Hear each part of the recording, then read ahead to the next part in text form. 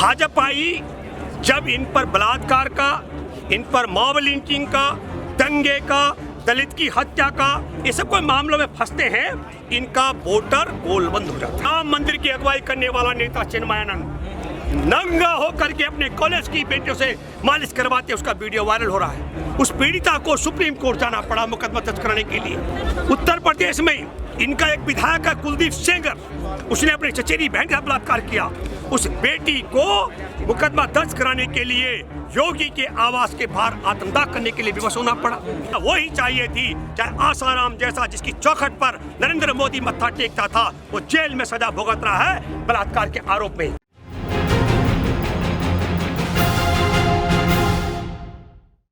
जो इनका गुरु है आसाराम, उसके समर्थन में यहाँ हजारों लोग धरना दे रहे जंतर मंतर पे।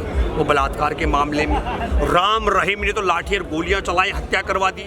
वो बलात्कारी जेल में। अलग बात है कि भाजपा को चुनाव जिताने के लिए बाहर आता है। एक बात मैं आपके माध्यम से रीतिक कहना चाहता हूँ, ये बेटियां धरना दे रही हैं, इसके बीच में चुनाव पड़ा, वोट 10 मई को पोलिंग हुआ, 1% वोट भी कर्नाटक का कम नहीं हुआ। भाजपा आई जब इन पर बलात्कार का, इन पर मॉब लिंचिंग का, दंगे का, दलित की हत्या का, ये सब कोई मामलों में फंसते हैं, इनका वोटर गोलबंद हो जाता है। दुख और अफसोस की बात है, जो देश के संविधान का, लोकतंत्र का, भाईचारे का, महिलाओं का, किसान का, युवाओं का, बेरोजगारों का सम्मान करता है, वो वोटर एकजुट नहीं होता है। निष्कर्ष क्या निकलेगा? मैं 1 मिनट पहले स्वर सुनो। उत्तर प्रदेश का भी चुनाव हुआ, इनका 1% वोट कम नहीं हुआ। हम ये कह रहे हैं इनका वोटर इकट्ठा होता है, वो इकट्ठे हो सकते हैं जब वो वोट डालने के लिए माँ बहनें उनके घर में भी हैं, बेटियां उनके घर में भी हैं। आप समझ लो कि जब यौन शोषण के मुक्त, देखिए इनके इतिहास देखो आप, राम मंदिर की अगुवाई करने वाला नेता चिन्मयानंद नंगा होकर के अपने कॉलेज की बेटियों से मालिश करवाते, उसका वीडियो वायरल हो रहा है। उस पीड़िता को सुप्रीम कोर्ट जाना पड़ा मुकदमा दर्ज कराने के लिए। उत्तर प्रदेश में इनका एक विधायक है कुलदीप सेंगर, उसने अपनी चचेरी बहन का बलात्कार किया। उस बेटी को मुकदमा दर्ज कराने के लिए योगी के आवास के बाहर आत्मदाह करने के लिए विवश होना पड़ा। उसके पिता की हत्या कर दी गई, उसके चाचा को जेल में डलवा दिया गया, उसकी मौसी और उसकी चाची की हत्या करा दी, वो और उसका वकील मरणासन है। ये बेटियां ओलंपिक पदक विजेता, इन्हें सुप्रीम कोर्ट जाके मुकदमा दर्ज कराना पड़ा। इनके यहाँ नारी के लिए सम्मान स्थान है। मैं ये बात इसलिए कह रहा हूँ, कम से कम इनके समर्थकों को भी सोचना चाहिए, बेटियां तुम्हारे घर में भी है, माँ बहनें तुम्हारे घर में भी है, पर मेरी चिंता एक और भी है। जब देश के लिए ओलंपिक पदक विजेता बेटियां, देश का तिरंगा पूरी दुनिया में शान से फहराने वाली बेटियों के यौन शोषण के आरोपी के खिलाफ मुकदमा दर्ज कराने के लिए सुप्रीम कोर्ट जाना पड़े और मुकदमा दर्ज होने पर वो जेल न जाता हो, तब देश की करोड़ों परिवार जो दलितों के हैं, करोड़ों जो आदिवासियों के हैं, करोड़ों परिवार जो मछुआरों के, करोड़ों परिवार जो किसानों के, करोड़ों परिवार जो भूमिहीनों के, करोड़ों परिवार जो अल्पसंख्यकों के, गरीबों के हैं, उनको सोचना पड़ेगा।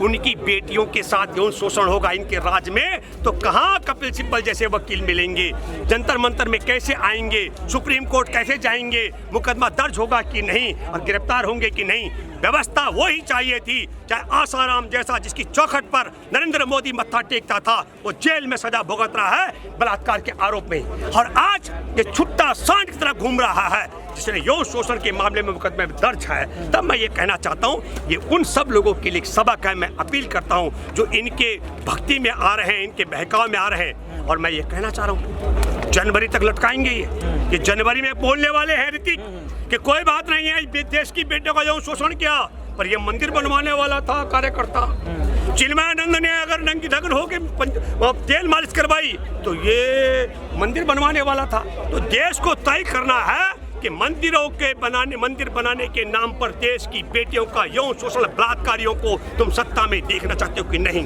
या जेल में देखना चाहते हो, तुमको तय करना चाहिए। क्योंकि इसी को कहते हैं लोकतंत्र की हत्या। कहा जाता है कि जो स्त्री का दर्द नहीं समझते हम उन्हें मर्द नहीं समझते, लेकिन अब मर्द कहाँ है ये भी बड़ा सवाल है। क्योंकि लगातार देखा जाए 1 महीना हो चुका है और लगातार विनेश फोगाट की बात कर लो, साक्षी मलिक की बात कर लो, तमाम महिला खिलाड़ियों की बात कर लो, उनका यहाँ पर बैठना ये निंदा है। क्यों? क्योंकि आप देख सकते हैं कि वो एक सेलिब्रिटी खिलाड़ी है और खिलाड़ियों के जब सम्मान की बात आती है तो पूरा देश उमड़ जाता है। विपक्ष की पार्टियां आ चुकी हैं, यहाँ पर देखा जाए तो खाप पंचायत तो आ चुकी है, किसान आ चुके हैं, विपक्षी नेता के साथ साथ तमाम जनता हर एक राज्य से पहुंच रही है। बहुत खूब भूपेंद्र जी ने ये बातें रखी हैं, पूरे सबूतों के साथ बताया कि आखिर क्या कुछ हुआ था, इतिहास खोल दिया। लेकिन अब देखना ये पड़ेगा इस इतिहास का प्रभाव क्या केंद्र सरकार पर पड़ेगा, क्या सच में। एक और बताता हूं, जब ये मनमोहन सिंह जी की सरकार थी तब महिलाओं के मामले को संविधान के मुताबिक सुना जाता था, इसलिए आसाराम जेल में है। अभी हमारे देश महिला के मामले में संविधान की बजाय देश संघ के विधान से चलाया जा रहा है, इसलिए अनदेखी हो रही है एक एक मामले में। मैं उससे पहले जिक्र करूं आपको